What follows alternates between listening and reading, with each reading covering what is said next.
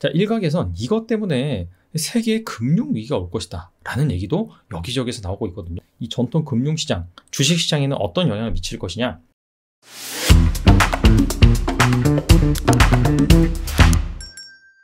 전일 시장이 안 좋았죠. 특히 기술주를 중심으로 코스닥은 무려 4% 가까이 급락을 했습니다.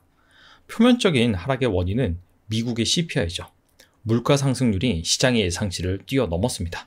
자, 이에 따라서 연준의 긴축 스탠스가 더 강력해질 것이다 라는 우려 때문에 급락이 나온 것이죠.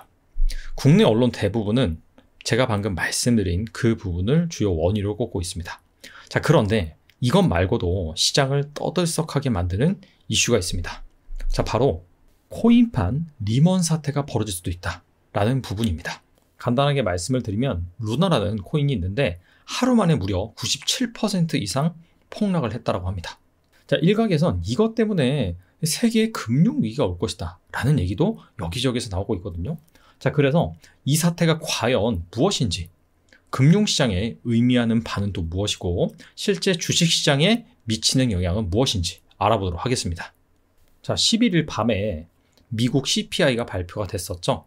CPI가 발표되기 전에는 나스닥 100 선물이 상당히 괜찮았습니다. 한 2.5%까지 상승을 하기도 했어요. 하지만 CPI가 밤 9시 반경에 발표가 되자 갑자기 급락을 합니다. 한 순식간에 마이너스 2%까지 떨어졌었습니다. 왜냐하면 4월 CPI가 예상치를 상회했기 때문입니다. 하지만 그 이후의 흐름 보시면은 다시 이렇게 반등을 하는 것을 알 수가 있죠. 그래서 장중에 한 플러스 전환을 했습니다. 한 0.5%, 한 0.7%까지 상승을 하긴 했어요. 하지만 그 이후의 흐름을 보시면은 계속해서 하락을 하다가 결과적으로는 3% 넘게 하락 마감을 했었죠. 이유는 크게 두 가지로 꼽아볼 수가 있습니다. 첫 번째, 인플레이션이 장기화되고 있다. 일단 CPI가 발표가 됐는데 예상치를 상회를 했어요. 하지만 전월 대비로는 상승률이 둔화되긴 했습니다.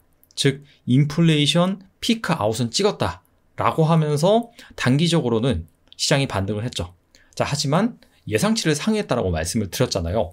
즉, 인플레가 피크 아웃을 찍긴 찍었는데 피크 아웃을 찍고 빠르게 안정화되는 것이 아니라 상당 기간 높은 수준을 유지하면서 천천히 안정화될 것이다.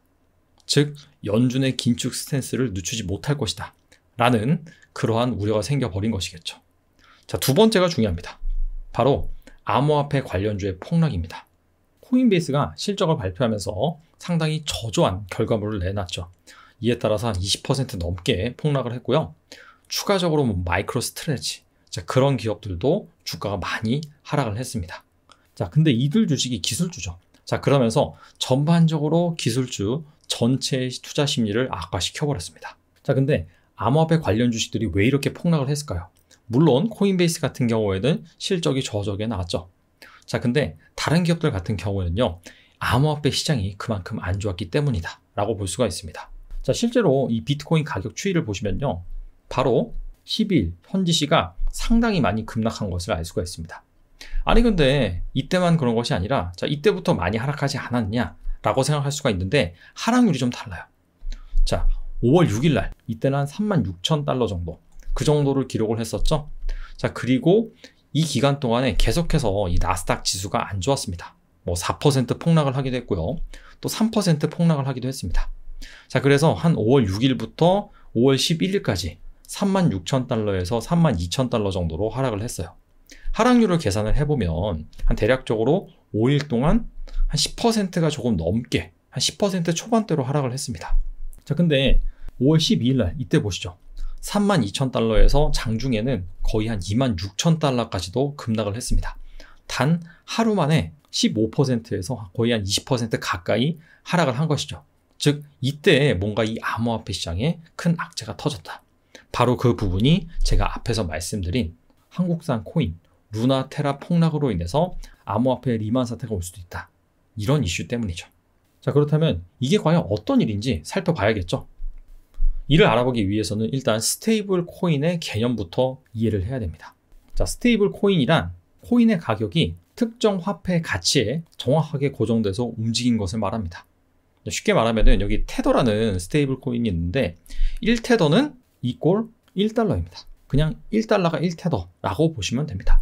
근데 이런 것들이 스테이블 코인이라고 하는데 이 암호화폐 시장에 상당히 많습니다. 아니 근데 암호화폐를 우리가 거래를 하고 투자를 하는 이유가 이 변동성, 즉 상승할 수 있는 그런 가능성 때문에 투자를 하는 것인데 왜 이렇게 투자 가치가 없는 스테이블 코인이 많이 있느냐. 2017년 본격적으로 이 암호화폐 시장이 대중화가 됐죠. 자, 그러면서 그때 당시에 비트코인 가격이 어마어마하게 오르고 알트코인도 상당히 많이 상승을 했습니다. 암호화폐 투자 붐이 일었죠. 자, 그러다 보니까 각국의 정부에서 규제를 하기 시작합니다. 거래소를 폐쇄시키고요. 채굴 사업장을 폐쇄시켜버리는 겁니다.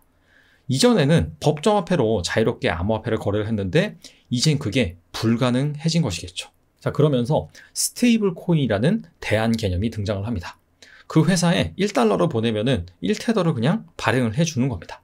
근데 이 1테더 같은 경우에는 1달러와 똑같은 그런 가치를 지니지만 암호화폐이기 때문에 세계 어디든 전송할 수가 있어요. 그래서 암호화폐를 마음대로 거래를 할 수 있게 된 것입니다. 즉 그래서 이 스테이블 코인 같은 경우에는 암호화폐 이 세상에서는 법정화폐, 자 그런 개념으로 쓰인다라고 보시면 돼요. 방금 말씀드린 테더가 최초의 스테이블 코인이다 라고 볼 수가 있고 방금 말씀드린 것처럼 법정화폐 담보형입니다. 자, 그 테더만큼의 발행된 테더만큼의 법정화폐를 보유하고 있기 때문에 1달러는 1테더의 가치가 유지가 될 수 있는 것입니다. 근데 시간이 지나니까 다양한 형태의 스테이블 코인이 나옵니다. 대표적으로 다이가 있습니다. 자, 여기도 마찬가지로 담보형입니다. 자, 하지만 법정화폐 담보가 아니라 암호화폐 담보형. 암호화폐 중에서 이더리움을 가지고 있고 거기에 상응하는 스테이블 코인을 발행을 해줍니다. 그리고 그 다음에 나온 것이 바로 테라입니다. 자, 이거는 담보형인 것처럼 보이지만은 결과적으로는 알고리즘형입니다. 알고리즘을 이용을 해서 1테라가 1달러의 가치를 유지하는 자, 그런 형식으로 설계가 되어 있습니다. 구체적으로 말씀을 드리면요. 이 테라라는 그런 스테이블 코인, UST라는 코인이 있고요. 이 1달러의 가치를 유지시키기 위한 루나라는 그런 코인이 있습니다. 일단 기본 전제는 이 테라의 시가총액과 루나의 시가총액은 항상 같아야 됩니다. 자, 이런 상황에서 만약에 이 테라라는 스테이블 코인이 1달러 이상으로 상승을 하잖아요. 자, 그렇다면은 그 상승분만큼 루나가 소각이 되어버립니다. 결과적으로는 이 시가총액을 또 일치시키면서 1달러를 유지하는 자, 그런 알고리즘으로 설계가 되어 있고요. 자, 반대로 이번에는 테라가 1달러 밑으로 하락을 합니다. 자, 그러면은 이 알고리즘 상으로 루나가 추가적으로 발행이 되는 것입니다. 또 마찬가지로 시가총액을 맞추면서 결과적으로는 1달러를 유지시키는 그런 메커니즘으로 되어 있습니다. 자, 최근 이 테라의 가격 차트를 보시면은 1달러가 계속해서 유지되다가 갑자기 최근 들어서 지난 10일이죠. 1달러를 깨면서 하락하는 것을 알 수가 있습니다. 왜 이런 일이 생겼느냐? 누군지는 알 수 없지만 특정 주체가 OTC 마켓에서 이 테라라는 이 스테이블 코인을 10억 달러 정도 매수를 했다라고 해요. 자, 그리고 그걸 가지고 두 번에 걸쳐서 거래소에서 대량 매도를 쳤습니다. 이게 사실 테라가 1달러 밑으로 살짝만 내려온다 라고 한다면 이 알고리즘에 의해서 어느 정도 가치는 유지시킬 수가 있습니다. 하지만 특정 주체가 대량으로 20억 달러를 매도를 하자 순식간에 1달러 밑으로 테라가 내려왔고요. 자, 그러다 보니까 시장에서는 어떤 우려가 생기느냐? 뭔가 문제가 생겼다. 이 알고리즘이 깨지기 시작했네 라고 하면서 또 투매가 나온 것이죠. 그리고 이 테라가 1달러 밑으로 내려가면은 아까 말씀드린 것처럼 루나의 발행량이 확 그만큼 늘어버립니다. 근데 물량이 늘어버리면 당연히 좋을 게 없겠죠.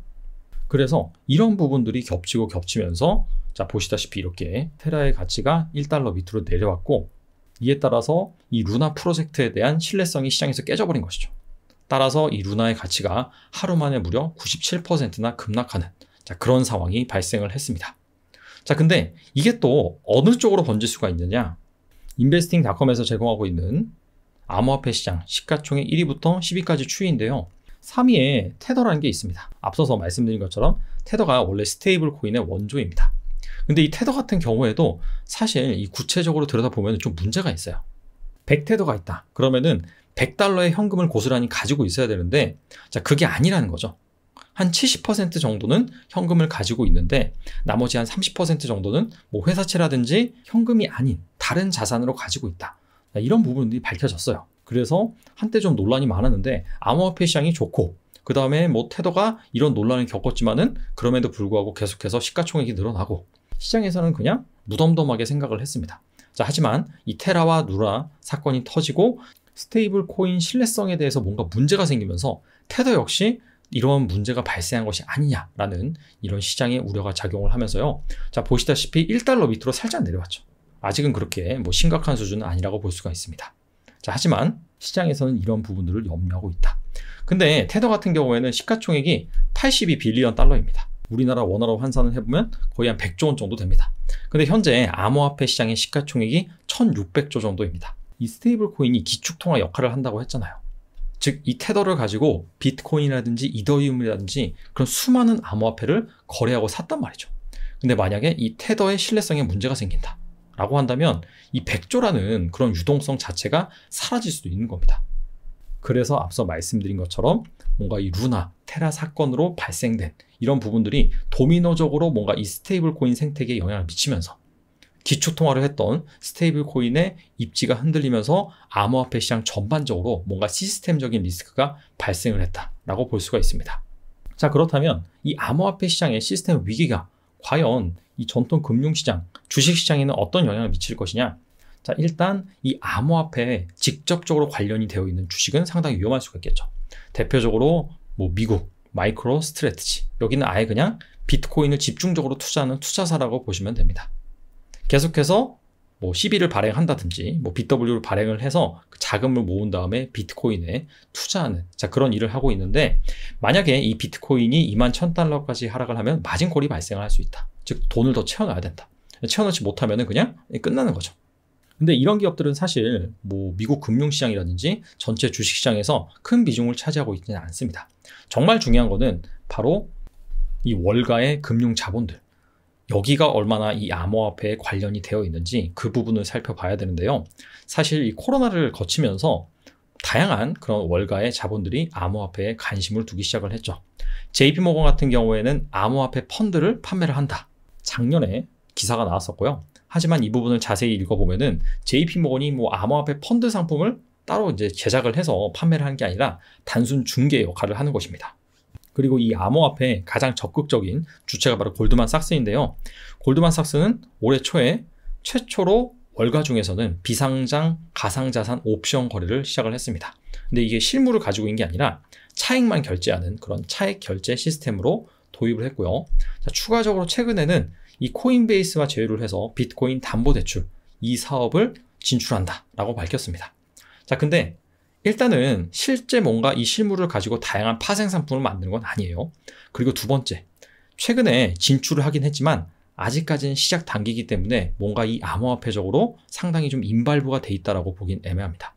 즉, 결론적으로 말씀을 드리면 정말 중요한 금융 시스템에 뭔가 붕괴가 생길 만한 그런 암호화폐 시장에 관련해서 연관이 되어 있지는 않다. 자, 그렇게 볼 수가 있습니다. 자, 그럼에도 불구하고 문제는 뭐냐면은 최근에 이 나스닥 지수와 비트코인 인덱스가 거의 유사하게 움직인다는 점입니다. 사실 한 작년까지만 하더라도 그렇게 상관성이 높진 않았어요. 이 빨간색 선이 이 비트코인 인덱스고요. 이 파란색 선이 나스닥 100 지수인데 그다지 상관성이 없었죠. 자, 하지만 올해 들어서는 거의 그냥 비슷하게 움직이고 있습니다. 쌍둥이 마냥. 자, 그렇기 때문에 이렇게 암호화폐 시장이 만약에 폭락을 한다라고 한다면 당연히 이 나스닥 같은, 즉 기술주들이 많은 나스닥 지수 역시 부정적일 수는 있다. 자, 그렇게 이해를 하시면 될 것 같습니다. 정리해 보겠습니다.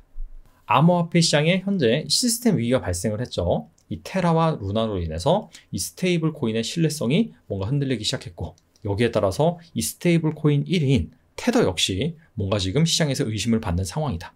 만약에 이 테더에서 정말 문제가 발생한다라고 한다면 정말 그 여파가 클 수가 있어요. 자, 하지만 그럼에도 불구하고 이게 세계의 뭐 금융 위기로 번질 가능성은 제한적이다. 왜냐하면은 전통 금융, 이 월가 이쪽에서 물론 암호화폐 관련 신규 사업은 계속해서 추진을 하고 있지만 아직까지 여기에 크게 관여가 되진 않았습니다. 그래서 이 부분은 제한적일 수 있다라고 생각을 하고요. 단 기술주와 최근에 이 비트코인의 가격에 상관성이 상당히 높은 부분은 부인할 수가 없습니다. 자, 따라서 이렇게 암호화폐 시장이 침체가 된다라고 한다면 기술주 주가 역시 영향을 받을 수밖에 없다. 자, 특히나 이 암호화폐와 직접적으로 관련이 되어 있는 주식들, 뭐 이를테면은 메타버스라든지 아니면 코인 관련 사업을 하고 있는 그런 기업이라든지, 자, 이런 쪽은 특히나 더 부정적인 영향을 받을 수가 있겠죠. 그래서 이런 주식들은 좀 조심하실 필요가 있고요. 반대로 좀 길게 본다라고 한다면 사실 이 비트코인과 아무 관련성이 없는데, 자, 그럼에도 불구하고 그냥 기술주라는 이유 하나만으로 주가가 같이 하락하는 그런 기업도 있을 수가 있습니다. 자, 그런 기업들 같은 경우에는 오히려 좀 매수 기회로 활용해보면 좋겠죠. 자, 아무쪼록 시장이 좀 어지러운데, 그리고 악재가 여기저기에서 많이 발생을 하는데, 정말 공포에 파는 거는 좋은 선택은 아닙니다. 뭔가 현상을 정확하게 파악을 하고 현명한, 그리고 합리적인, 이성적인 판단을 할 수 있는, 자, 그런 힘을 기를 때가 아닌가 싶습니다. 아무쪼록 시장이 좀 빨리 안정화됐으면 좋겠네요. 감사합니다.